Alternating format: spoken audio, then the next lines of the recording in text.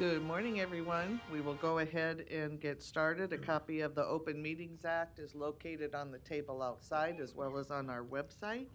There's also an automatic external defibrillator that's in the back of the legislative chambers. Please stand for the Pledge of Allegiance. I pledge allegiance to the flag of the United States of America and to the republic for which it stands, one nation under God, indivisible, with liberty and justice for all.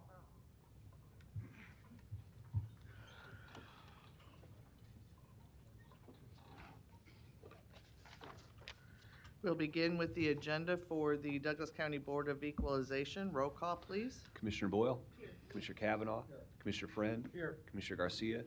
Commissioner Morgan? Here. Commissioner Rogers? Here. Madam Chair. Present. Item A, approval of the minutes of the Board of Equalization meeting held Tuesday, December 6, 2022. And item B, call for a meeting and set Tuesday, December 20th, 2022 as a date for hearing on certified assessment corrections reflecting the addition of omitted property to the tax rolls or increased value on property. Is there a motion to approve A and B? So moved. Second. Motion by Commissioner Rogers, second by Commissioner Morgan. Any questions or comments? Please vote.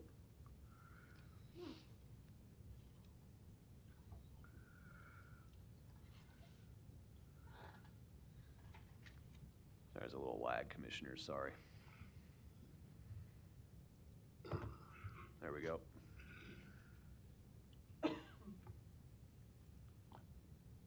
Thanks, man. Motion passes 7-0.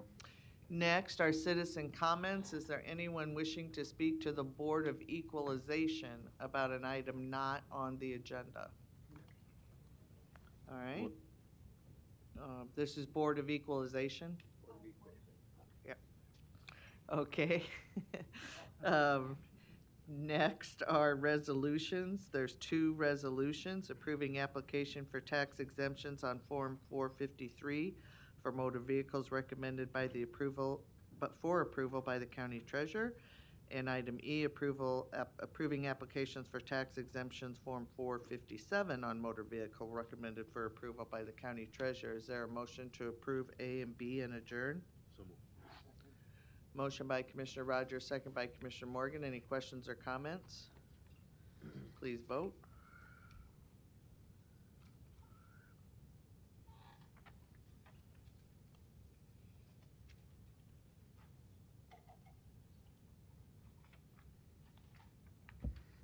Motion passes 7-0. Next, we'll move to the agenda for the Douglas County Board of Corrections. Roll call, please. Commissioner Boyle? Here. Commissioner Kavanaugh? Here. Commissioner Friend? Here. Commissioner Garcia? Here. Commissioner Morgan? Here. Commissioner Rogers? Madam Chair. Present. Item 1, approval of the minutes of the Board of Corrections meeting held Tuesday, November 22nd, 2022. Is there a motion to approve? So moved. Second. Motion by Commissioner Rogers, second by Commissioner Morgan. Please vote.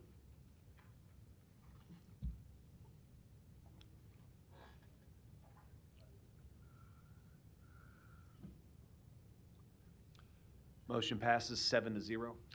Next are citizen comments. Anyone wishing to speak to the Board of Corrections about an item not on the agenda? Seeing none, we will move to the report from the Director of Corrections. Good morning, Michael.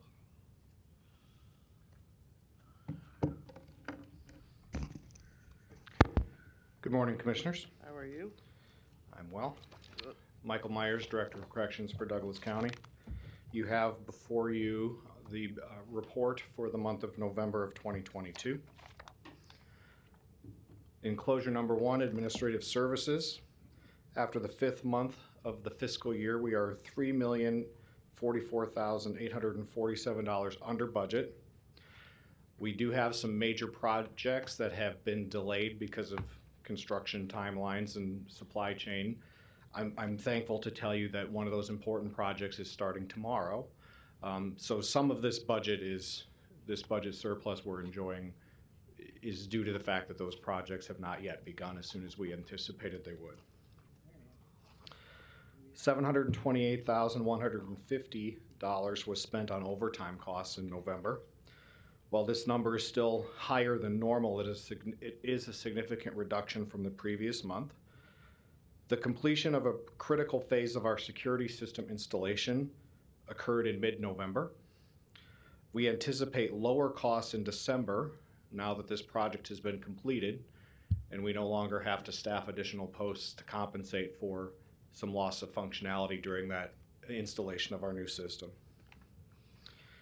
Enclosure number 2, Community Corrections and Reentry Services.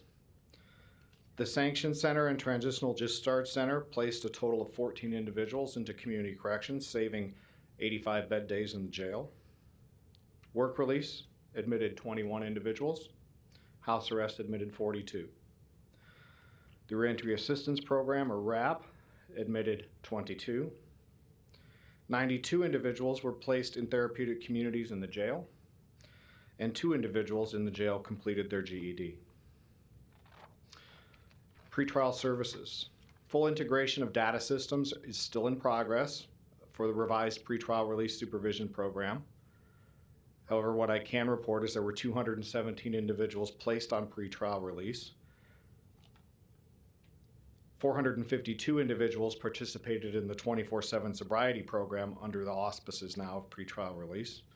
And 64 individuals during November were monitored via GPS monitoring under pretrial release supervision conditions. Enclosure number 3, compliance. Regular documentation is still being collected for all of our compliance processes. The leadership team has initiated a process of analyzing the findings from our security audit conducted earlier in the fall, and we are implementing recommended changes. Enclosure number 4, personnel. We did have a rough month when it came to retention. 14 officers below the rank of sergeant left employment in November. However, 10 officers graduated from the academy on November 10th, and we're continuing with accelerated training classes and overlapping field training to complete academy classes every 4 weeks instead of the usual 6. A smaller class of 5 officers began training on November 12th,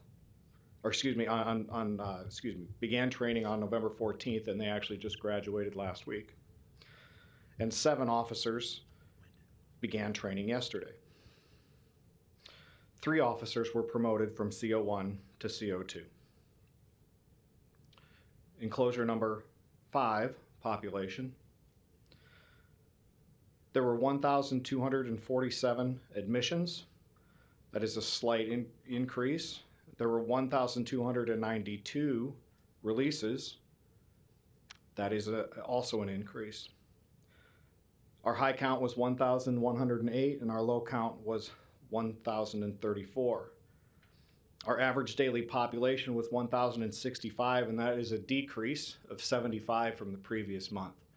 And commissioners, I think I can't tell you that I can attribute 100% of this to our new pretrial release program, but I don't think it's a coincidence that we're supervising more people with greater conditions and supervision in the community, and we've seen a corresponding reduction in the jail population at the same time. There were 99 custodial sanctioned bed days. That's an increase. The U.S. Marshal population increased. The felony pretrial population decreased. The misdemeanor pretrial population increased slightly, but I want to remind you it had a significant decrease the previous month when we started the pretrial. Probation violations decreased. 19% of our population were between the ages of 18 and 24. 67% of our population were minorities. 14% of our population were female, and 19% of our population were homeless or near homeless. Enclosure number 6, medical. There were 1,090 intake screenings, and there were 366 health and physical assessments. Inmates were sent out 19 times for emergent medical care. 5 of those were by 911. There were 4 hospital admissions, which resulted in 26 combined days of hospitalization. And there were 58 off-site medical specialty appointments. Enclosure number 7, mental health. There were 167 initial psychiatric assessments. There were 14 initial mental health assessments. There were 119 mental health infirmary placements. And 184 individuals were placed on drug and alcohol withdrawal protocols. I want to take a moment to point out that that's the impact on our infirmary. Those mental health infirmary placements primarily are those under suicide watch, and those placed on the drug and alcohol withdrawals are also housed in our infirmary. Those are both really high numbers this month, and so the infirmary was quite busy. There were 7 Board of Mental Health referrals and 8 transfers to long-term psychiatric facility or the Lincoln Regional Center. Other noteworthy items: DCDC continues to respond to the COVID-19 pandemic. We had 2 known cases of COVID-19 among the incarcerated population, and 2 staff members tested positive throughout the month. Our staff vaccination rate remains at approximately 75%. During November, we administered 31 first doses of Moderna, 15 second doses, and 21 booster doses. And separately, at community corrections, there were 15 second doses of Moderna administered. As of December 1st, we have fully vaccinated 1,943 incarcerated individuals and provided boosters to 438 individuals. We continue educational campaigns to encourage our staff and inmates to receive the Omicron-specific vaccine booster, as well as the annual influenza vaccine. Our inmate tablet system went live in November. This system allows inmates additional ways to communicate with our staff and their family and friends. It provides them opportunities for educational and treatment-related activities. It provides opportunities for entertainment. It has access to an online law library. It allows them to send and receive secure messages to their attorneys. The tablet system allows the department to have an audit trail for all responses to inmate requests and grievances, to have alerts to communications that may indicate an emerging dangerous situation. And I have a screenshot. You're not going to be able to see it, but I have a screenshot on my phone. This individual sent out a message expressing a lot of hopelessness and thinking that there really wasn't a future for him. And the message was flagged and forwarded immediately to our medical and mental health staff. So we have an opportunity. It's another early warning system that we didn't previously have in order to respond to situations that we may not even been aware of. We can monitor communications with the aid of intelligence software to become aware of potential criminal activities. It provides an infrastructure for future increased access to video visitation and phone calls. And it enhances safety for our staff and inmates as electronic messages replace paper mail. And as I've told you about before, one of the bigger problems that corrections as a profession faces is dangerous substances such as fentanyl and K2 and others being liquefied and put on paper and trying to be sent into the facility that way. Now that we're doing our communications personally and legally for our inmates electronically, that risk has largely been eliminated. This eventually will greatly decrease the clutter. Instead of piles of photos and papers and letters that are in cells, everything will be digital and electronic on the tablets. And Justine Wall headed up the development of this project for us and the implementation of it. She has a couple of tablets. I'll hand them out and she can tell you a little bit more about some of the functionality. You won't be able to see, these have to be connected to the specific Wi-Fi system that was installed at the jail, but you can see what we're talking about anyway. Good morning, Commissioners. Justine Wall, Rehabilitative Services Administrator. So we started looking at projects, the tablets, a few years ago. We took the first steps back in 2020, and then as a lot of our projects, COVID kind of derailed that. And so we got back on track with this project last year.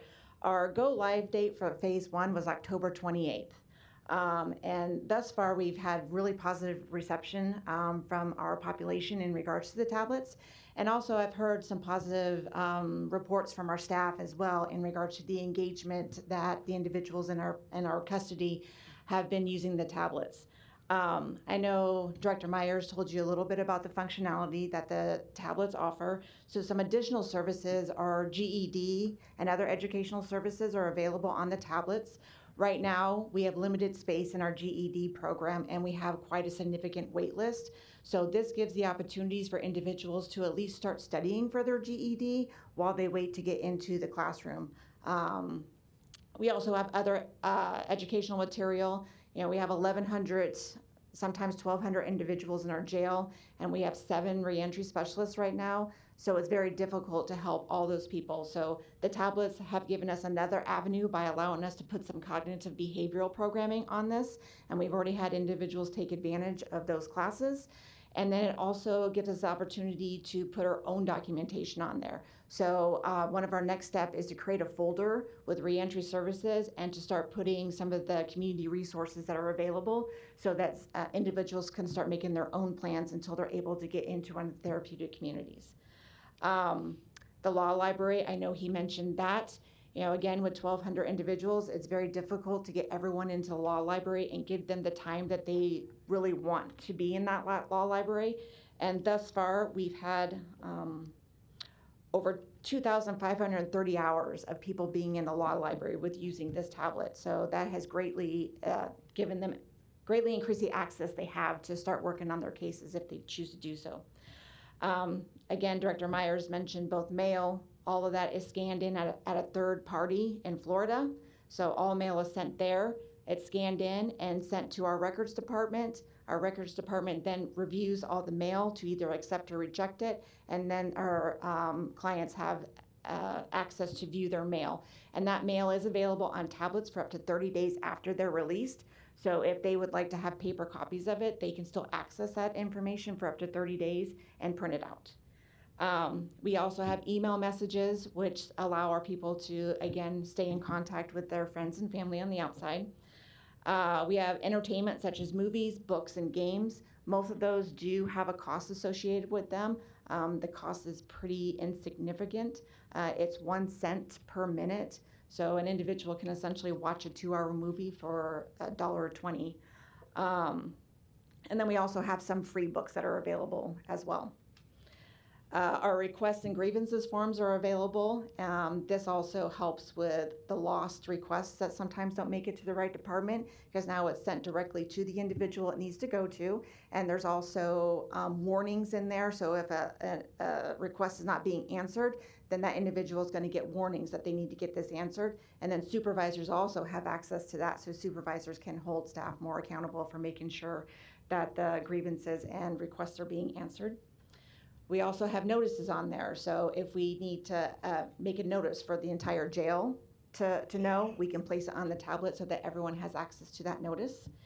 And then staff can also send messages to the individuals in the jail as well. So there's a lot of times where things get slowed down because you're having to, like for community corrections, we have to walk all the way across the jail to the jail in order to communicate with people, and that can sometimes slow things up. So now we have an instant way to message individuals if we have additional questions about requests that they have made.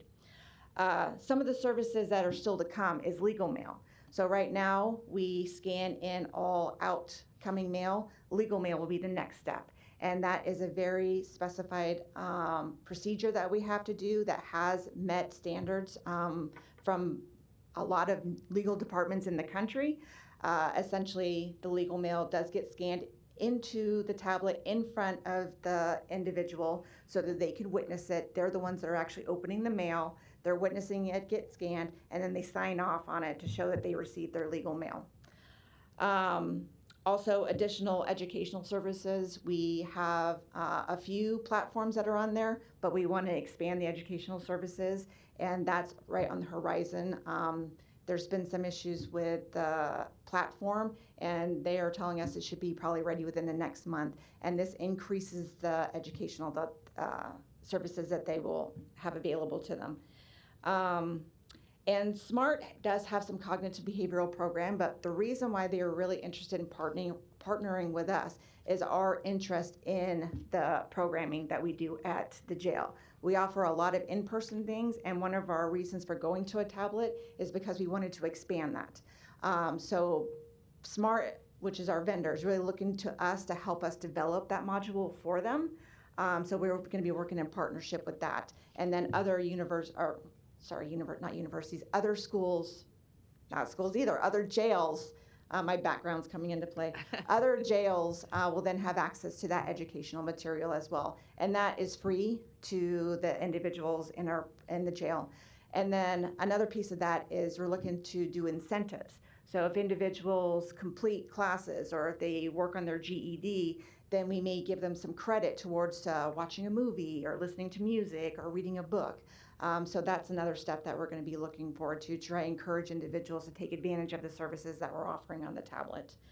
Then another step that we're taking is to integrate our commissary so that individuals will be able to do their commissary ordering on the tablet instead of having to use the phones that sometimes are not available to use. Right now, we are at a 1-to-6 ratio, and that seems to be working okay. We haven't had too many. I know a lot of our staff were concerned about individuals fighting over the tablets, but that hasn't been too much of an issue. We've had a few people trying to hoard, but our staff have been really good at paying attention to that and taking care of the issue as it arises. Another benefit of the tablet that other jails have experienced is that the use of force tends to go down because individuals are engaged in other resources that are available on the tablet. And it's still new to us since it just started October 28th, so we haven't really looked in a lot of detail into our use of force. But some of the staff have mentioned to us that it appears that the uses of force have decreased. But again, we want to give it a little bit longer so we get some more meaningful information before we start looking at that aspect of it. I have looked at some numbers of, and one thing is photos. A family can now send photos into their families as well. Thus far, we've approved over 8,000 photos that have come into the facility, so that's a significant increase. Those are viewed to make sure they're appropriate and approved. So we've approved over 8,000, and we've only disapproved a little over 700. So a small percentage considering the number of photos that are coming in. And again, those photos are kept on the tablets for over 30 days once they're released so that they can print them out if they choose to do so. Requests that have been submitted using the tablet, almost 10,000 requests have been submitted since October 28th, and almost 500 grievances have been submitted, and a little over almost 2,000 medical requests have been submitted on the tablet as well. So it appears that our individuals are really utilizing the services that are available on there, and we look forward to increasing the amount of services that are on there. Thank you. Very good. Thank you, Justine. And we are ready for your questions. Okay. Commissioner Boyle? Thanks for those presentations. Just a question for Justine on the GED component. I appreciate all the information you gave, but one thing you said was there's a waiting list for GED. Is there a way to rectify that? So I have actually put in a request for next budget to potentially increase the staffing for our GED. We have 2 full-time instructors right now, one for the CJC building and one for the jail. And we still, at least over in the jail, we still average anywhere from 30 to 60 people on the waiting list for our GED. So that's why this was so significant for us to help get them engaged. Prior to this, she was trying to work with them individually, send stuff to their housing units, send books to their housing units so they can start working on them. But they need that individualized attention in the classroom base. And so that is going to be one of my requests for the upcoming year. We also have just signed a contract, and they started this summer, I believe, Learning for All, which is a literacy center who comes in and works with the individuals who may be a little bit lower than GED level to try and get them up to the point where they can start working on their GED. So they are in our facility 4 times a week and work with both men and women. Perfect, thank you. And then, Mike, once again, we see that 19% of the population is considered homeless or near homeless. Do we have, can you give an example of the type of stabilization services that are available to them and what's done to kind of prevent that? And also give an idea about what types, including the mental or the substance abuse folks, what types of like crimes are being committed? Do they need to be in jail, or are we able to get them the services they need somewhere else? So regarding the individuals who are homeless, our ability to respond to their situation is in large part on how quickly they turn around and get out.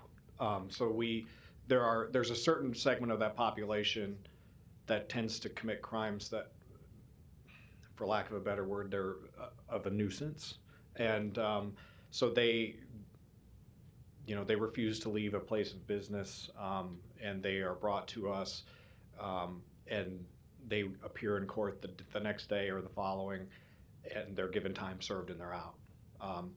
We need to fill a position. We've had a position in the past called a discharge triage person. It was one of our reentry staff who worked different hours and worked into the evenings. And we would try to do what we could within the time frame of the release process to make sure that they got to a safe place, that they had bus tickets if they needed them, or arrange for transportation. So in those cases, when the turnaround is quite tight, it's a challenge for us to do anything that's meaningful or lasting. For those who are with us for quite a while, it may depend upon what their charge is. It may depend upon what their level of functioning is, but we can engage them with our reentry services staff to make connections, whether it's treatment, housing connections, case managed resources in the community from other agencies that can pick up the baton when our services have ended. That's our reentry services staff. That's their main mission, is to make those connections for people during their those times, and hopefully make at least temporarily disrupt that cycle of homelessness and incarceration. And in regards to those individuals who are 1 minute. in our custody because with addiction issues, that also really runs the gamut. And typically people, for the most part, the system is doing what it should. When people have like a personal use amount of a substance, they're usually not coming to jail. If it's something that's a possession with intent to deliver, then those folks are coming to jail. Those folks have also tend to have committed, might be an overstatement, oftentimes those folks have committed property crimes of some sort, a theft, or shoplifting, or theft, things done to support their addiction. And so depending on the magnitude of those crimes, those folks may be in jail, not because they have an addiction, but because of the impact of their addiction. Nonetheless, we try to get people connected into our own internal resources, and also connect folks to hopefully the appropriate problem-solving court in the community. Thanks. Commissioner Kavanaugh? Thank you. Thanks for this. Some of these questions will come as no surprise to you. The first one has to deal with the average daily population, I think, is down, which is good news, by 75. This is on page 2. Any accounting for that? I mean, this seems to be a trend the last few months. I think it's my best guess is it's a correlation to our pretrial release that launched in late September, where we have given the judges more choices and more resources to choose from.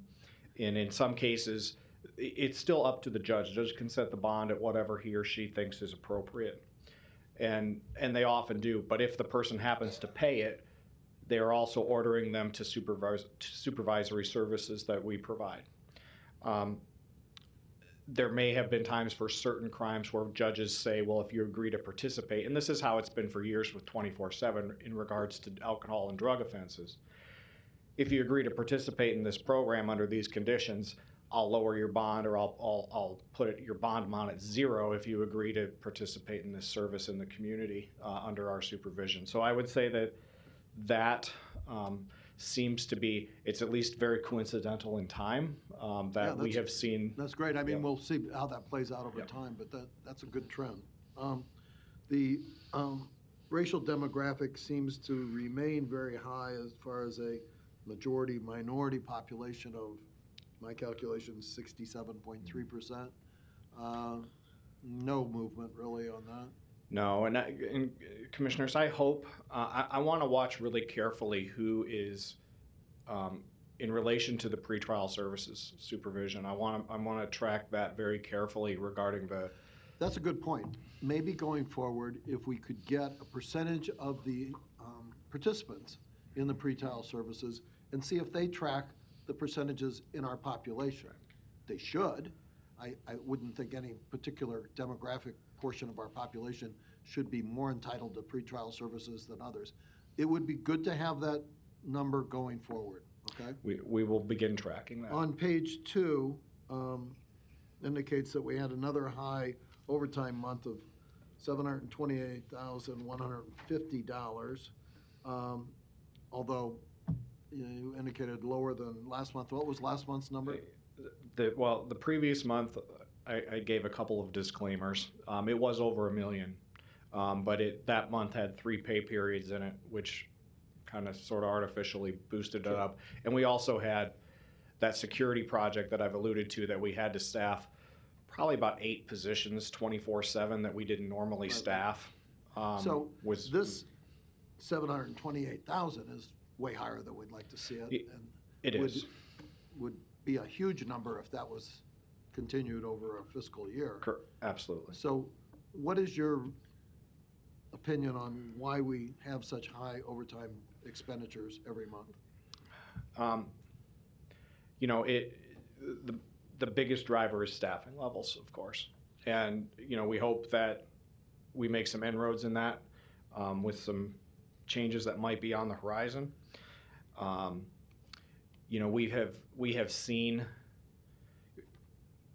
We achieved near 100% staffing early in 2021, very early. And when we achieved that, our overtime number went down to about 150,000 when it typically had been running between 300,000 and 400,000 prior to making that gain. So if we can make that sort of a gain in the future, that's what I would hope to see as a result. That's great. And that leads to my next question regarding that. So staffing levels are authorized at 494, currently on hand 419. The bulk of that shortfall among COs, the frontline corrections officers, authorized at 349 and actually on hand at 282, 80%, where most of the other categories are staffed at nearly 100%. Why are we seeing that huge shortfall in corrections officers? Well, there are some local factors here that I think we're working on correcting, but corrections across the board, across the country, has been challenged to find those frontline workers. It is a very... I appreciate that. These Time. local factors. Time. Okay. Commissioner Friend? Thank you, Madam Chair. Mike, Commissioner Kavanaugh already asked. We know what the authorized staffing levels are. We know what type of shortfall we're up against, and I don't want this to come off as too much of a diatribe. But anybody that's watched me for 2 years will probably assume at the end of it that it was a diatribe. But I don't particularly think I have that thin a skin. My wife would disagree, especially if she calls me fat. She never has either, by the way. I make mistakes every day, And I think all the commissioners can probably vouch for that. We make mistakes on probably a daily basis, monthly basis, an annual basis.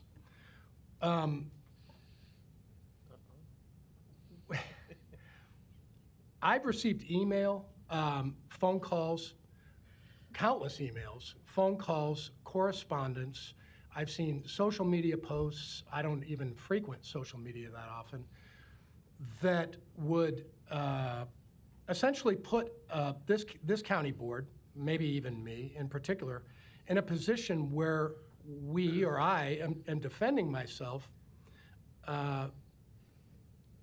based on our potential abdication of our authority in regard to public safety, or implying that we're just flat out not paying attention. What I would say is, in regard to that, I can tell you that the county union negotiating team commissioned by this board has been negotiating what I would consider in good faith with the FOP 8 for 6 months, approximately 6 months. By the way, that includes marathon executive sessions back in this room where we would get done with a board meeting at 10 o'clock and we don't leave here until 1 or 2.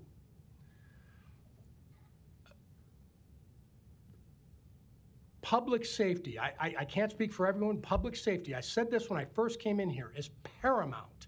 It's the main thing that the county has to take care of. And that includes corrections, and includes the sheriff's department, includes everything, take the whole umbrella. It's one of the main things that we have to deal with. I don't think anybody on this board, after all of those marathon executive sessions and everything that we've had to deal with, thinks anything differently. I can assure you of that. I think it's intellectually lazy or shows a lack of understanding to assert anything different. And it's also short-sighted to think that the only reason that all of this turnover occurs is just about money. We are working, defending ourselves. We are working to actually put these corrections officers in a position where they're paid the way that they should be paid in a county like Douglas County. We've got almost a third of the state's population here, and we've also got a third of the state's problems. We're working to get that done, and I think we're going to. I can assure you this board's committed to making the corrections department as safe and as efficient as we can possibly make it. That mission will continue. If it doesn't, then we're gonna have debates out here, and I'll debate with my colleagues. I'll fight with them, respectfully. That's not happening. This stuff takes time. And to Mike's point, I'm almost done, I think. To Mike's point, it's not just about pay. A corrections officer is the toughest job in town. I'd rather roof houses. And I've done that, and it's hard. I almost fell off a roof. That's a hard job. 1 minute. I would rather roof houses. I've seen what these folks do. It's very difficult work. It's not just about pay. It's an arduous job. You have to find the right type of individual, the right type of demeanor to actually do it. I don't think I could. You have to find the right people and the right fit. Pay, it starts there. And then it goes to actually a work environment that Mike is trying to promote, Justine's trying to promote, everybody on the team is trying to promote. Then we win. Right now, we're a little behind. I can assure you we're not letting that slip through the cracks, and we're not blind to it, okay? So come to me, talk to me. I can fill you in with more details, but the fact of the matter is I think we're gonna get there. Mike, thanks for the information you provided. Diatribe completed. Thank you, Madam Chair. Thank you. Commissioner Morgan? Thank you, Commissioner Borgeson. Mike, thanks for your updates monthly. The project that you said will start tomorrow, if you don't mind, what is that important project? I just want to be sure. So Approximate cost. This is a project that enhances our safety in the jail. This will put up safety netting on every housing unit that has a top tier. We have had individuals jump in the past. So this should, I hate to use the word eliminate, but make it really hard for somebody to do that. This also replaces the bunks in our celled units with ones that are, I believe, much safer going forward. There is a third project to kind of fortify the community corrections building a little bit, that will allow us to maybe take a different subset of our population in the jail and house them there, because there is unused bed space in that building, and we're trying to be as creative as we can to safely utilize that, and at the same time that'll take costs and pressure off of the secure detention facility. Okay, thank you. And those are needed, and we have talked about that. I was just wanting to know Yep. what it was, and what's the anticipation on time to get it all? It will completed? take, the construction timeline is nearly a year to do all of it. Really? Yes. Okay. Lastly, I think you said 19% of the people in our facility homeless? Yes. Homeless or are likely to be homeless because they are hanging on by such a thread that just their incarceration alone for a few weeks would Which cause to them to put be that homeless. percentage, if I'm correct, is approximately 200 people. That's correct. We have said that we are, in essence, we are the third largest homeless shelter in Douglas County. So I think that's an area that, and I know Commissioner Boyle and others have talked about, it seems to me that's an area we should be discussing more and looking at what we can do, and maybe have some community partnership about that, and listen to maybe some of your input and citizen input as to what steps might be taken, and from some of the other community homeless shelters to have maybe not a long-range plan, but getting a plan in place of, hey, where we'd like to be in the next 18 months as far as trying to reduce those numbers. Yep. And I know that mental health is a big priority, Absolutely. but the homeless situation is also, to me personally, a big priority. And Commissioner, and most mental health initiatives that we would engage upon are going to touch that very population. You know, there's a very high co-occurrence of being homeless and having a chronic and severe mental illness. So I think that, you know, those initiatives dovetail naturally. And just so you know, your neighbor there to the west on the corner of 19th and Leavenworth, I watched that building for the last 20 plus years. I talked to Don Rowe on the city council about going by, because you don't have to go through a window to get in there. You just walk through the door because it's wide open, which to me is a pretty dangerous situation for everybody in our community. So I am working, and I know he is, on figuring out, hey, we need to contact the owner and get something done immediately on safety and everything else at that building. And to me, it should be condemned sitting there for the last 25 years vacant. Thank you, Commissioner. That'll make the environment safer for our staff as they come and go, and for the community in the area. Thank you. Thank you. Commissioner Kavanaugh? Thanks. Following up on where we left off, the local conditions that impact on the staffing problem, and Commissioner Friend touched on this, what would you say they are, like the principal ones? Well, I think a lot of it, you know, that's what I was referencing is there's been some very significant changes in the labor landscape and contracts from our neighboring agencies over the past 9 months or so that have had an impact. And just the labor shortage in general, with the very low unemployment rate, and the fact that individuals, you know, Commissioner Friend referenced that this is a very tough job that our officers do. They go through a lot. They take a lot of risks with their physical and emotional health every day. And you can make a decent living today without taking that level of risk and demand. And so, you know, I understand, and I agree with all of that, And I commend our corrections officers for, their public service in performing this dangerous but necessary task in our community. Do you conduct exit interviews with these, say, in the last month, dozen people who have left corrections? I don't always get to every one of them, but I try to get to as many as I Yeah. can. And what are they saying in these exit interviews? It really sort of runs the gamut. Some of it, there has been a lot of overtime, and that's probably the biggest single factor. That it becomes, especially if they have families, sort of an untenable situation for them to continue and meeting their obligations to their children, and also, being subjected to overtime on a routine basis. Are they going to better paying jobs? Some of them are correct, yes. Are they going to better paying jobs in the corrections profession? I have had a few, yes. The pay is a factor. Yes, I have lost some that have just cited this contract that agency X has is more appealing. Just kind of a technical question. How many beds are in a mod or a sleeping unit? So that varies.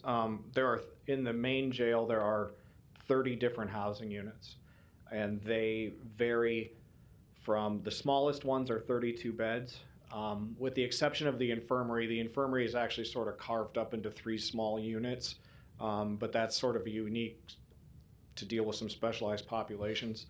But in general, they range from 32 to 64 beds. Would 64 be the average housing unit? The new addition to the jail that was constructed in 2004, I don't know if you call that new anymore, but the newest, those are all 64-bed housing units. Okay. Of the 30 housing units, how many are 64 beds, if you know? I believe 10.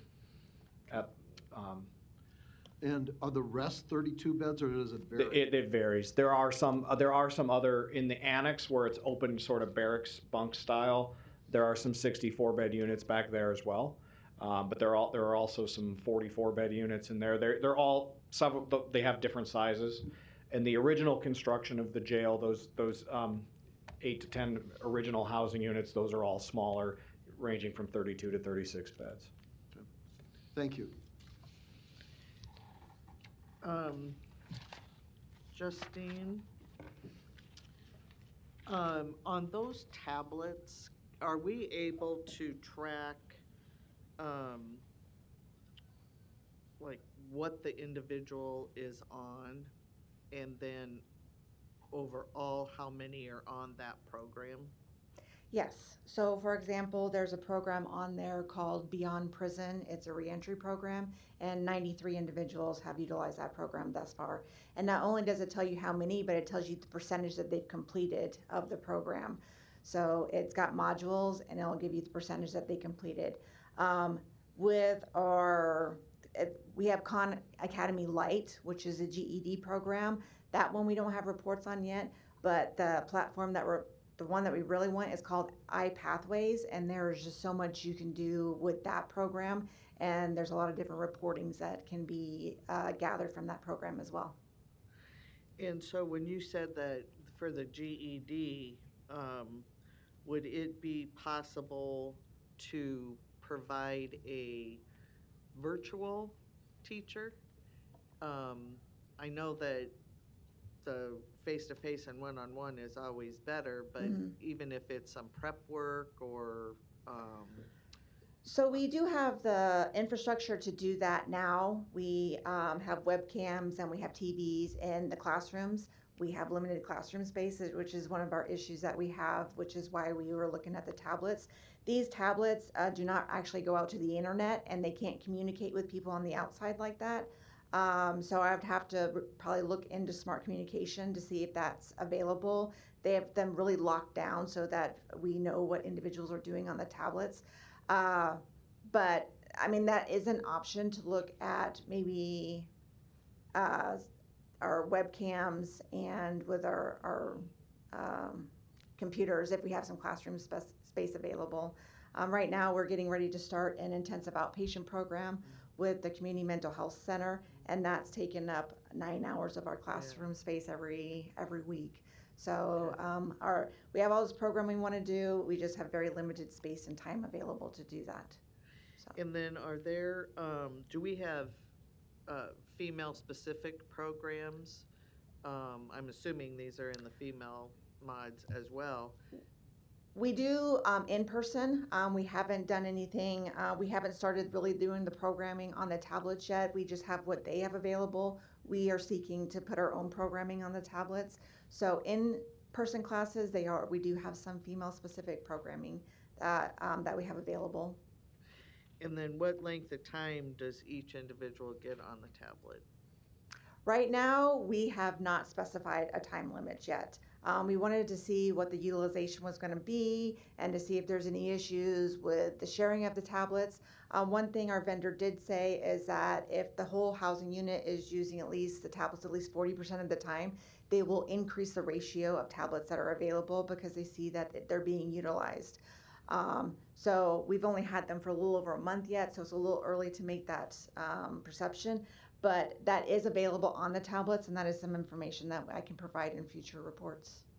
So we could tell if someone's sitting on there watching, movies for 8 hours. Yes. Or listening to music for 8 hours rather than taking advantage of some of the programming. Yes. Right? Okay. So, I mean, this breaks down, for example, like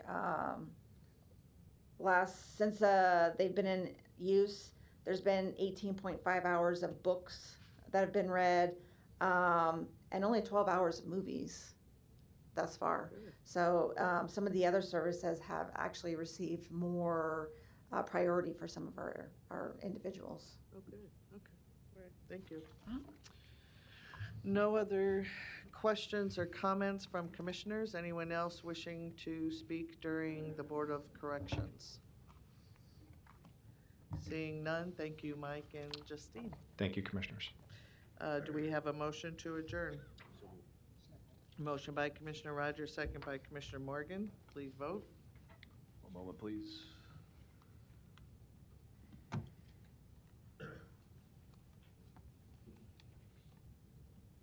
Okay.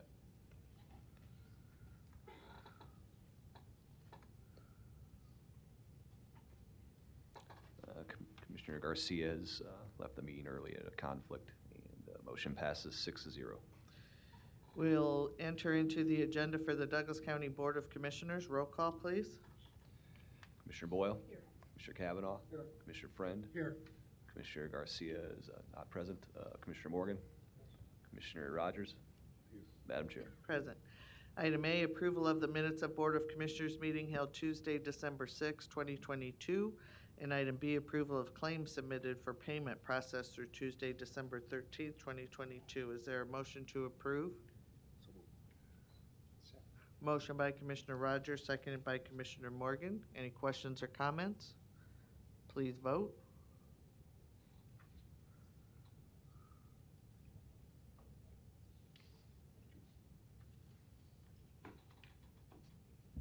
Motion passes 6-0. Next is our consent agenda, items A through G. Is there a motion to approve? Second. Motion by Commissioner Rogers, second by Commissioner Friend. Any questions or comments? Please vote.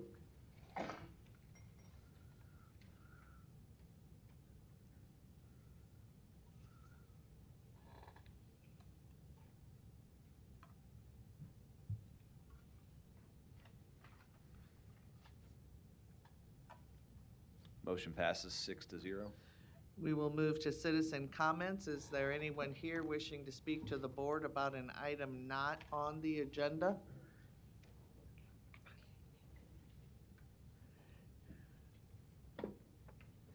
Good morning. Good morning. Good morning, Commissioners. Thank you for allowing me to speak. Unfortunately, Could you state your name, Oh, please? I'm sorry. That's okay. Connie Ranke, Okay, thank you. and I have some handouts for you. 5 minutes is not very much to go through the information I'd like to share with you, but this is a subject that not very many people want to speak about. I am very concerned about our elections in Nebraska and specifically in Douglas County, though across the state. And I've brought some information to you. I personally have actually gone out and verified votes. I got the voter roll, saw who voted and who did not on that voter roll, and then actually went to people's homes and asked them if that was correct. And the alarming thing is, and that was in Lancaster County, that's where I live. The votes were not accurate. There were people that went to the polls and they said they already, the poll workers said they already voted. In the presentation, there was one individual that said she got four ballots in the mail for the 2020 election, and her husband also got 4 ballots. So in that household, they received 8 ballots that could have been used in the election. I found 16 cases of multiple ballots, which is a big alert and danger in my canvassing effort. It was just something that hadn't been spoke about, hadn't been investigated. And that's the result of things that mathematically have been found in the state of Nebraska. The graph on the front of the handout that I gave you is actually Douglas County, the blue line population, the second line registrations, and the red line voting. The man that put this together actually could predict what our votes would be to almost perfectly based on the number of registrations. And this happened all across the state of Nebraska, all across the nation. We're seeing that the registrations were almost perfectly correlated to the votes, which when I heard this, I couldn't believe this. And that's why I did go door to door and ask if our votes were accurate. The correlation is just way off. Also, if you see on the third page, we had more votes than votes that were marked on the voter roll as voted. So comparing the actual results of the election, the official canvassing report, compared to the voter roll, there were 4,000 votes that are not accounted for, and the Secretary of State cannot give us the names of those individuals, which is a major problem. The next page shows some of the results of the canvassing that I did, the canvassing report.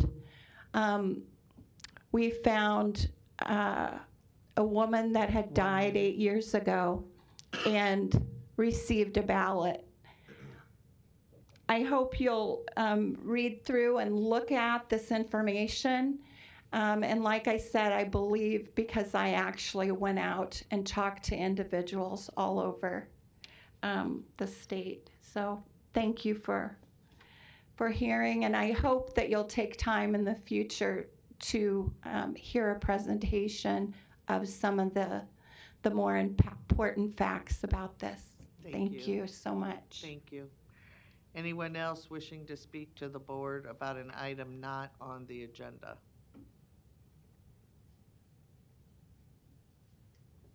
Good morning, Board. Good morning. My name's Bob Linden. I'm a retiree living here in Omaha, Nebraska. Some of you may remember me. I was your insurance agent from about 1980 to 1999. I've also been the insurance agent for the city of Omaha, the Omaha Public Housing Authority, to state the least. I've done a lot of public business over the years. The reason I became an insurance agent for public entities, particularly Douglas County was my first, was for one reason. I was given the opportunity to bid on your insurance, provide the best coverage you could get, and give you the right advice in the case of things coming up that insurance would apply for. Dick Schottker, some of you may remember that name. Okay, PJ remembers him well. He said to me, Bob, he said, it's got to be a public bid. If it's not a public bid, it just won't be honest. We got to be open. And I said, absolutely, Dick. So every piece of business I ever got from Douglas County, whether it was the county hospital, Tim Dunny's Sheriff's Department, okay, the county corrections, the public officials bonds, a general liability policy covering every single liability of Douglas County for $36,500 a year at $5 million limit that was issued in 1980 or 81. That was the first policy I wrote for you guys. I tell you this because you entrusted me to tell you the good, the bad, and the indifferent, okay? When things came up in the county corrections department, if things came up in the sheriff department, I would notify the risk manager that I was working with at the time. You ought to look at this, you ought to look at that. You got to keep your insurance company taken care of properly. I'm here today to tell you that I believe there's things you should consider. I stand in support of Connie, the lady that just talked to you. Not only have I looked at a lot of information, and by the way, I sent you all a 34-minute audio-visual presentation of that, September the 3rd, 2021. I believe the only gentleman that didn't get it was Roger Garcia, and he's not with us right this second. But I think everybody else did get it, according to my thing. I didn't get a response from any of you folks. I'm not a hack, guys. I didn't come here to waste my time or yours. As I told Marianne before I walked in here today, there's enough people looking at enough things saying there may be some problems here, folks. That's smoke. Usually where there is smoke, there is fire. We have to make sure that our county, based here within the home office, election systems and software, you're using their equipment. Is it looked at properly? Do you know if it can be hacked by Wi-Fi intrusion? Do you know if they're doing the right thing? Because if you don't, you should. You're the public officials that are in charge of this county. I love this state. I love this county and I love this city. My great-grandfather homesteaded in 1874, 150 years ago, in Jefferson County, out by a little burg called Alexandria, Nebraska. This is something that's worth saving, our way of life. We don't want to be intruded by other factors. That's what I had to say today. I thank you for your time. And I ask you to look more carefully at that video that I sent you September 3rd, 2021. Thanks again, folks. Bye. Anyone else wishing to speak to the Board of Commissioners about an item not on the agenda?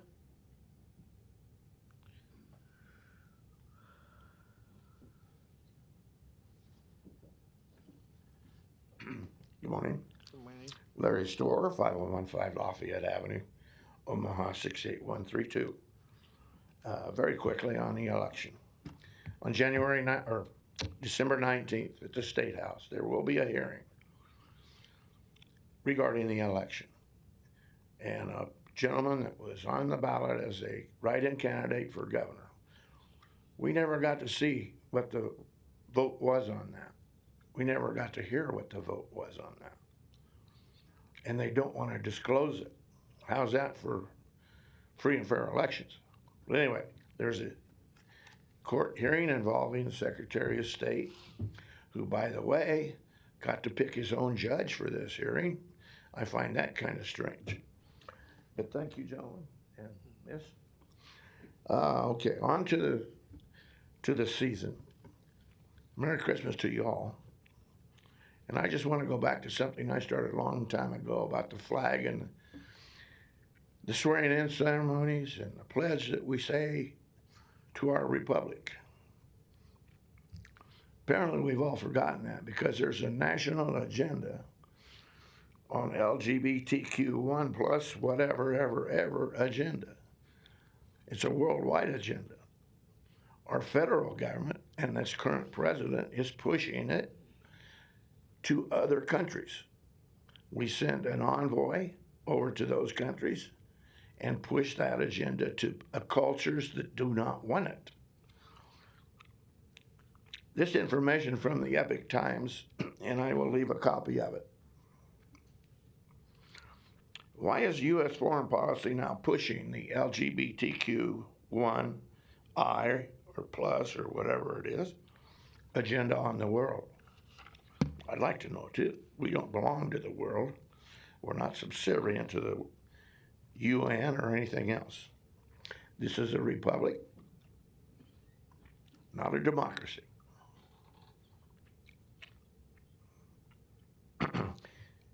American foreign policy has a new and urgent policy of promoting that. What other countries' traditional cultures and values regard as sexual deviancy in all its various forms. I say this clearly that we are a nation founded on Christian principles which are against such practices. Not the people, not the person, not the heart, but the practices. Yet we hear this every week. We see it in the proclamations here in the Civic Center. And we citizens who believe in our country and took an oath of allegiance to the Constitution think that this should be stopped. Mr. Biden's presidential memorandum on advancing human rights, et cetera,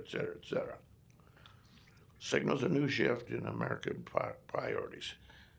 Those are not my words, but I do subscribe to it. Since the country's founding, the basic objectives of American foreign policy has been and should remain to pursue, promote, and support American geopolitical, economic, trade, cultural, and other natural interests abroad.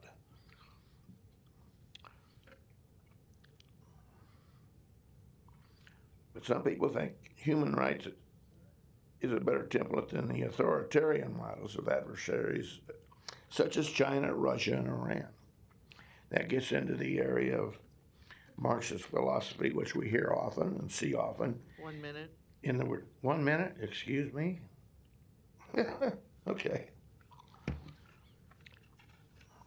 To give you an idea, there is a picture along with that. Last Omaha Reader magazine, which seems to get a lot more information out of you people than we do, about such practices. And smack dab in the middle of it is a picture of a Muslim lady, I guess, with the hijab. Do they not know that ladies over in Iran are protesting and taking off their hijabs and burning them and maybe giving themselves a sentence of death? Yet we do not require people that come to our country now to swear allegiance to our country, to our values. Do they not know that that's anti-Christian? Time. That it's anti-American? Time. Thank you, Not Larry. the person, not Thank the you, American. Larry, thank you. So stop promoting it. Thank you. Anyone else wishing to speak before the board about an item not on the agenda? Seeing none, we will move to our presentations. The first is a 3+1 cash vest update by Mr. Tyler Frame and Garrett McDonald. Good morning. I think just to, as way of reminders, Tyler and Garrett were here about a year ago or more. And the board encouraged them to come back to give us an update, so.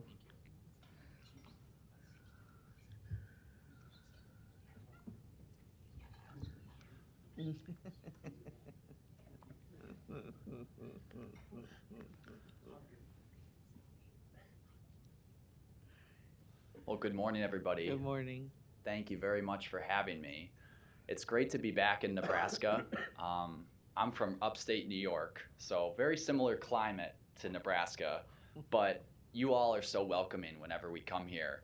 You know, from the moment that I get on the plane from Atlanta, everyone's friendly and welcoming, to get into a restaurant last night, people offering me a seat at the bar, giving me suggestions, what to order off the menu.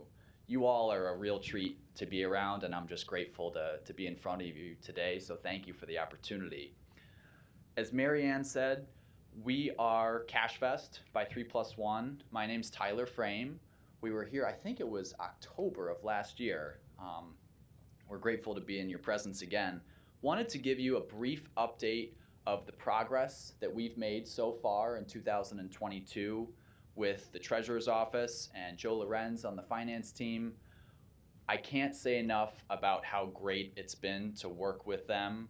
Treasurer Ewing has been a real steward of the county's taxpayer funds, and we really want to just go into a couple highlights about what's been achieved so far in 2022, where we see things going in 2023, and to answer your questions. So looking on the first slide here, one of the things that we're not only helping Douglas County with, but your peers across the country, is understanding in an economic environment that is so uncertain today, where is the county's cash position going in the future? Now, the Treasurer's Office is already doing cash flow forecasting. What we do at CashFest is complement that. Looking at the county's taxpayer dollars from a liquidity perspective and being able to confidently show where your overall cash position is going to be 6 months into the future. Now, that's really important right now because a lot has changed in the last 12 months. Year over year, and this is through January of 2022, we provide annual updates to Douglas County. The next update will be in February of 2023. But through January of 2022, your overall cash position was up almost $80 million year over year. On top of that, your minimum cash position, so the minimum point that your cash level hit overall, increased by almost $60 million, looking at the most recent 12 months compared to the 12 months prior. Our job is to really take advantage of that, show the Treasurer's Office and the finance team from a third-party data perspective what that means. Why is that important right now? Interest rates have gone up more quickly in the last 12 months than they ever have before. In January of this year, the effective federal funds rate was between 0 and 25 basis points, or 0 and 0.25%. As of today, they're at 3.75 to 4%. We're even expecting that as soon as tomorrow, the Federal Reserve could increase rates again by another 0.5%. That's a really key piece of information right now because Douglas County has a growing cash position. The marketplace is willing to pay more for cash than it ever has before. And looking into the future, our forecast suggests that your cash position is going to continue to grow. Part of the reason that your cash position is up from last year is, of course, the American Rescue Plan Act funds that you received. On the third slide, you'll notice that one thing we do is stress test every single dollar the county has. From the moment that you receive it to the moment it's spent, how long is that dollar available for? And pairing that marketplace information with our liquidity stress tests, puts a value on every dollar that the Treasurer's Office and the finance team has stewardship over. Because your cash position continues to grow, our stress tests have identified more cash than previously available, about $291 million that could be strategically invested. Now, at the beginning of this year, about $150 million was invested in fixed income. As of today, we estimate that to be a little over $200 million. Part of the reason that's been done is because of the great collaboration we've had with the Treasurer's Office and the finance team. We've been able to share data, show that the county could confidently invest its funds for various periods of time, and also calculate the benefit that comes from that. We believe that nothing bad can come from planning. And at 3+1, we are not a bank, we're not an investment advisor, we don't take deposit of any funds. We are a liquidity data provider. So our job is to provide an unbiased, third-party approach and give you the information and tools that you need to confidently manage the county's cash so that over the long term, you might not have to raise taxes as much as planned. If we can take a portion of that tax burden off of the taxpayers by using data and implementing it, that's a win for us, that's a win for Douglas County. On the fourth slide, you'll notice some of the benefits that have been realized in 2022. Oh, forgive me, thank you. Yes, thank you. In 2022 and going into 2023, we've been able to help the county achieve over a $4 million benefit. Couple areas where that came from. The first being investment of your American Rescue Plan Act funds. Strategically looking at these dollars, collaborating with the Treasurer's Office and the finance team, sharing benchmark data so that you can earn and save as much on these dollars as possible. This is a once-in-a-lifetime opportunity because these funds need to be spent by 2026. And while the rate environment has been so valuable to the county, it's a perfect time to make that reality. We also collect marketplace benchmark data from across the country. We work with over 120 entities. We're in 17 different states. We are collecting transactional data, marketplace benchmark information, and through sharing that with Douglas County, we were able to help you all achieve an exception rate on your money market account that is more in line with current benchmarks. And based on the average balances that sit in that account, that's about a $4 million annual benefit.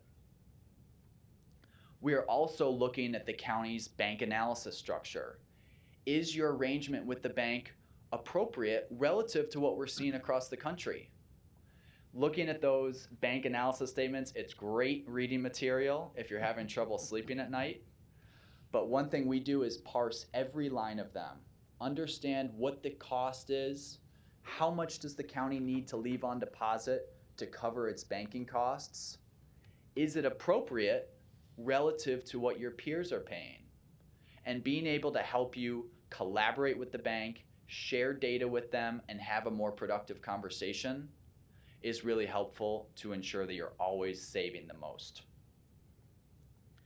Your CashVest score, which we use as a national benchmark across the country, also increased this year by 5 points up to an 87. Our goal, and we're confident that next year we can do this, is to get you into the 90s. After the county receives at least 4 quarters in a row of a 90 or above CashVest score, we induct you into our CashVest 90 Plus Club, and it recognizes the entities across the country that are in the top 10% of liquidity management. So we look forward to that. Going into 2023, what are our next steps? Well, from a stress testing and forecasting perspective, our data has identified some additional funds that could potentially be invested. So our job is going to be to continue collaborating with Treasurer Ewing and his team and the finance office to make that a reality.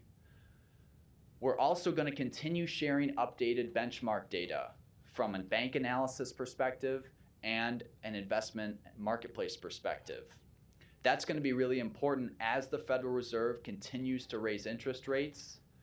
Banks are usually willing to pay more on their cash, and we want to help you take advantage of that and know that your structure is in line with what your peers are paying or earning and saving and what you're getting from the bank and your financial providers.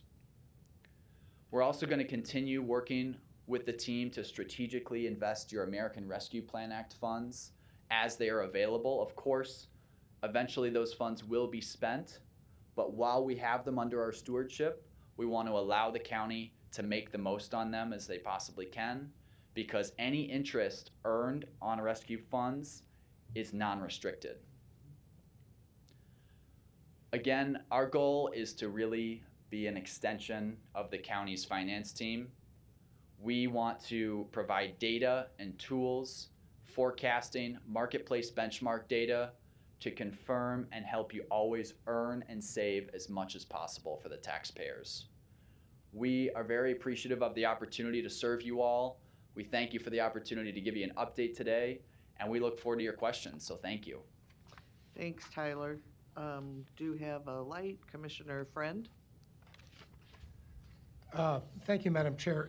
So Tyler, you had just alluded to this. Welcome to Nebraska, by the way. By the way, I said this earlier. You look younger than the last time I saw you. What? The water up there or something? I don't know. Hey, do you,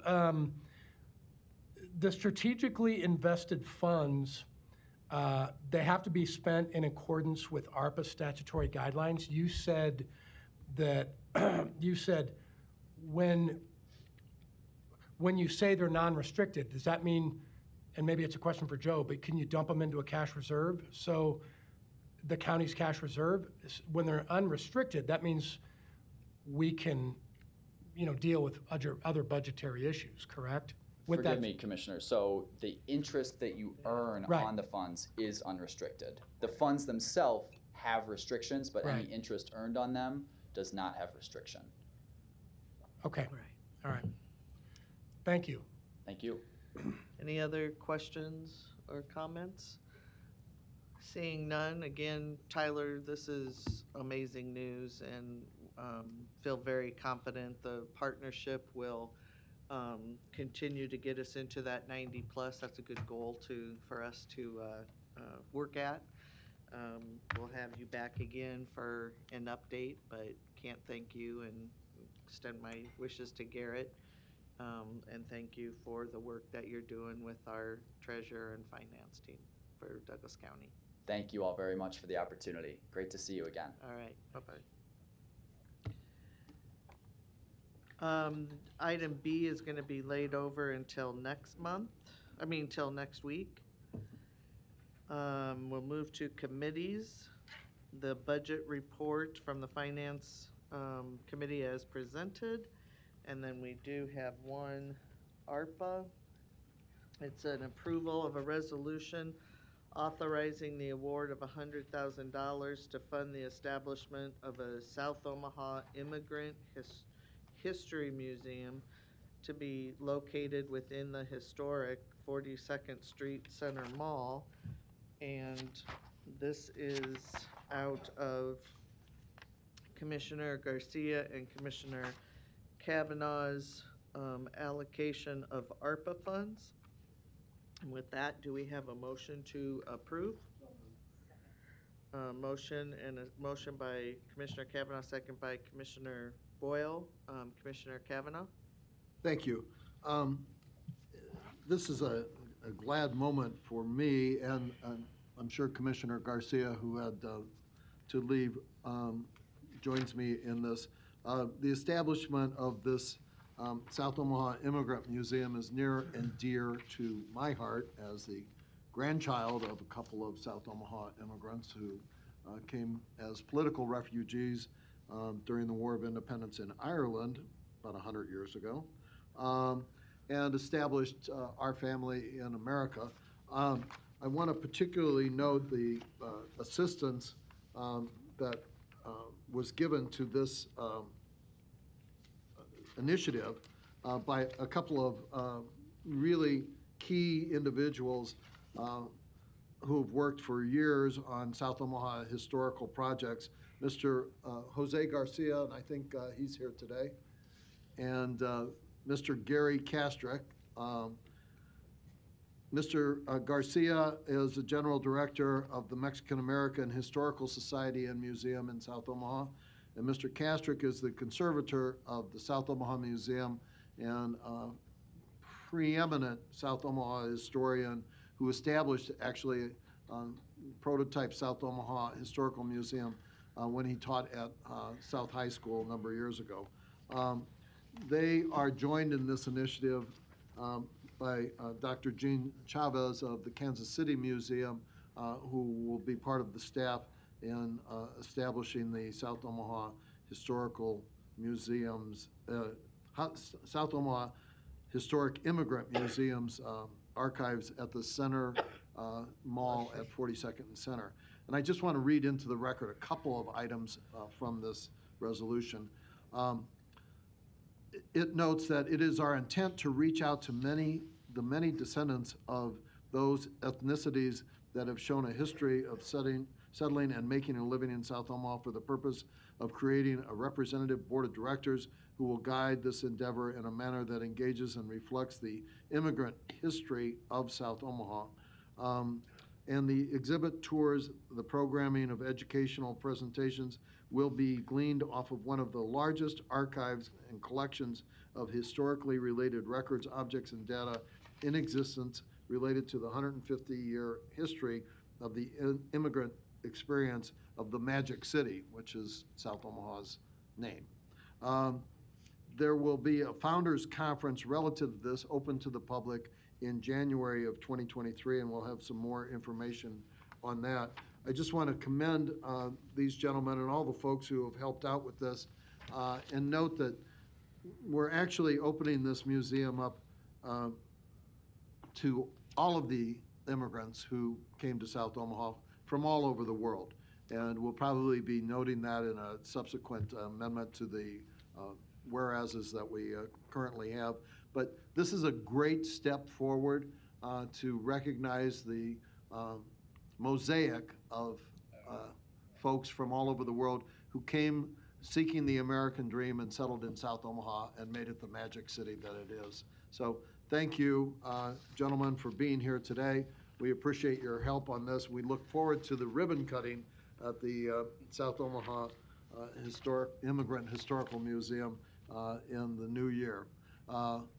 Mr. Kastrick and Mr. Garcia, particularly thank you. I know you've dedicated long hours for free to the establishment of this, and it would not be happening without your assistance. So thank you very much. And Thank you. There is a motion and a second on the floor. Any other comments, questions? Please vote.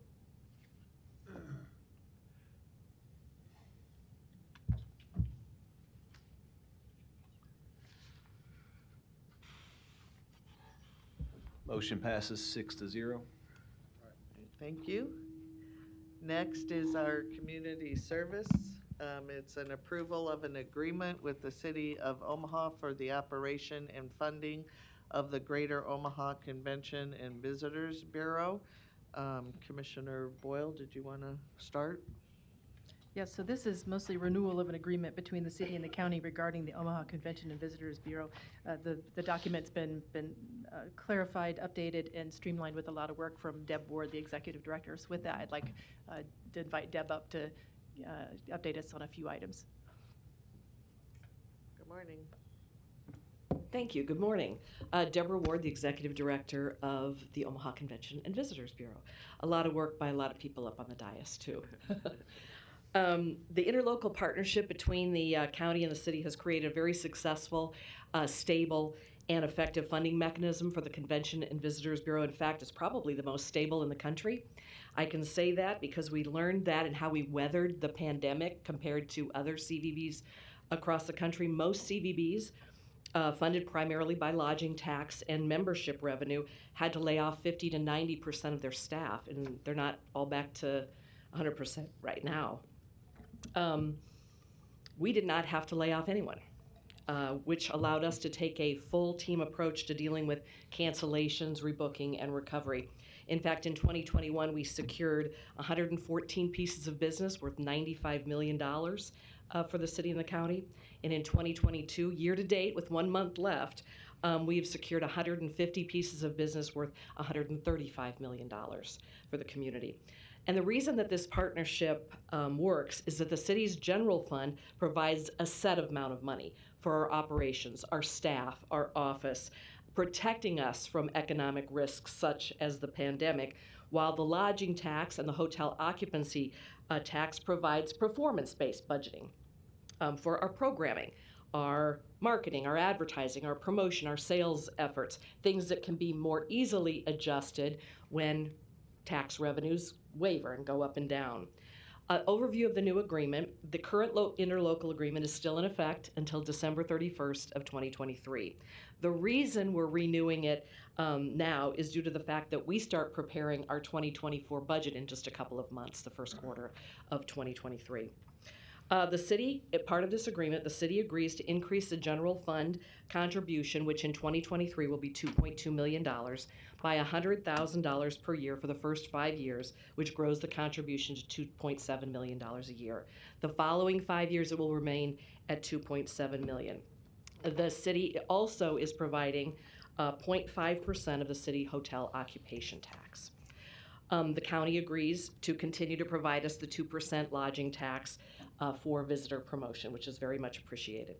The agreement will run from 2024 through 2033. Can't believe I'm saying that, but we've even booked business till 2030 right now. What you're voting on today will take effect January 1st, 2024. Not included in the agreement, but I think it's important to note that in 2021, the city did provide the CVB with a lump sum of $3 million, which is currently sitting in our reserve fund.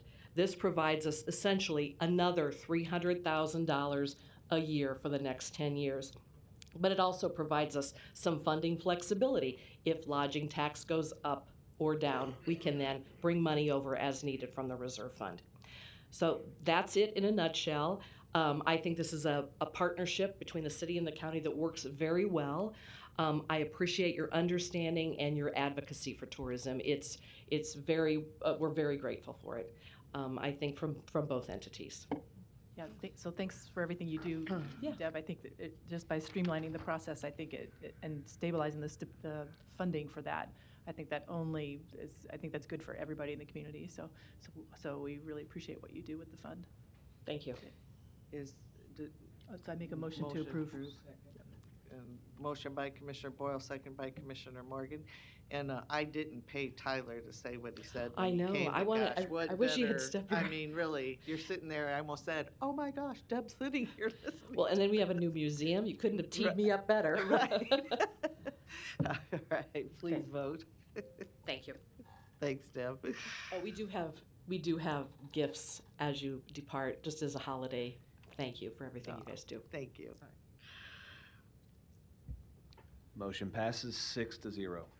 With that, we will move to Human Resources, the weekly personnel report as presented.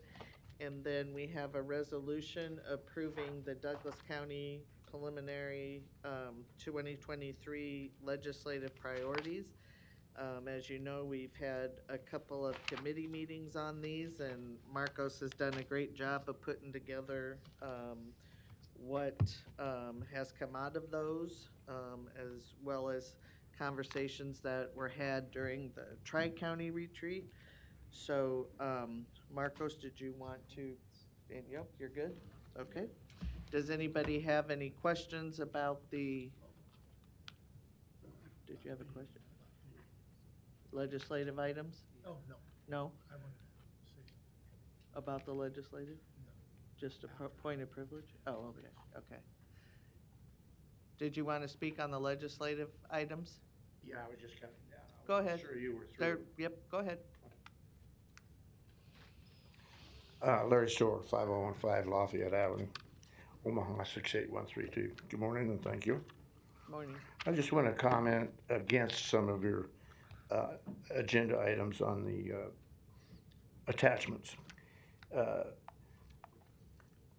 You're number one, opposing efforts to eliminate and reduce inheritance tax rates, etc. I oppose your opposition. I'm getting to the age where I'd like to be able to pass something on to my relatives without the county or the state reviewing all of that before it gets done. So I'm opposed to that legislation. And number three, supporting efforts to eliminate and prevent unfunded or underfunded state mandates. Well, they have a job to do too, and I guess their laws are superseding county laws. But what you say in that, opposing that, sort of applies to what the county does to us with unfunded programs for this and that. And I think you all know what I mean by that over the few years that I've been talking about it. Those are somewhat unfunded in terms of what a citizen thinks that has to pay taxes. I'm against number 5. Here we go with another tax that people probably don't realize because they're not paying attention. But if you don't have money for mental health problems, don't tax me. I'm opposed to that, particularly when I go out to eat. That's kind of force feeding us. And number 7, I'm opposed to. This is carte blanche. Now, I can't believe that an overhead camera or satellite can measure the internal rooms of my house and tell me what my square foot is any more accurately than I can when I'm inside the house. And I don't know that a city assessor should have carte blanche to knock on the door and say, I'm coming in.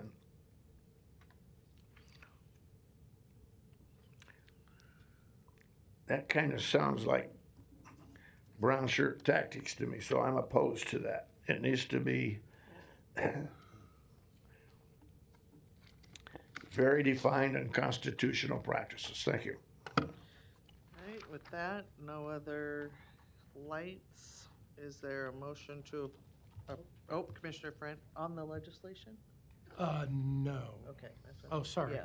I pushed it too quick.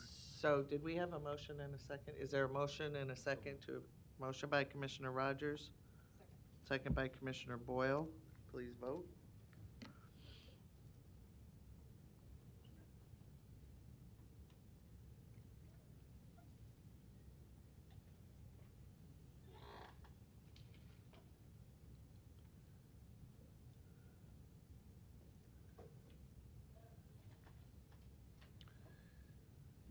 Motion passes. Commissioners Friend and Morgan abstaining, all other commissioners voting yes.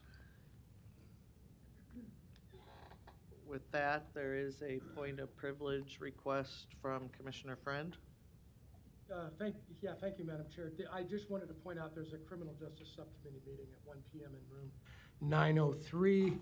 Updates from departments and a pretrial release update. Director Myers spoke a little bit to it earlier, and we're going to talk a little bit more about that at that meeting. So that's all I have. Thank you, Madam Chair. Thank you. There is no need for an executive session. Our last scheduled meeting for 2022 will be held next Tuesday, December 20th. The first scheduled meeting in 2023 will be Tuesday, January 10th. And again, as Commissioner Friend stated, there is a committee meeting of the Criminal Justice Committee today at 1 in room 903. With that, is there a motion to adjourn? Motion by Commissioner Rogers, seconded by Commissioner Morgan. Please vote.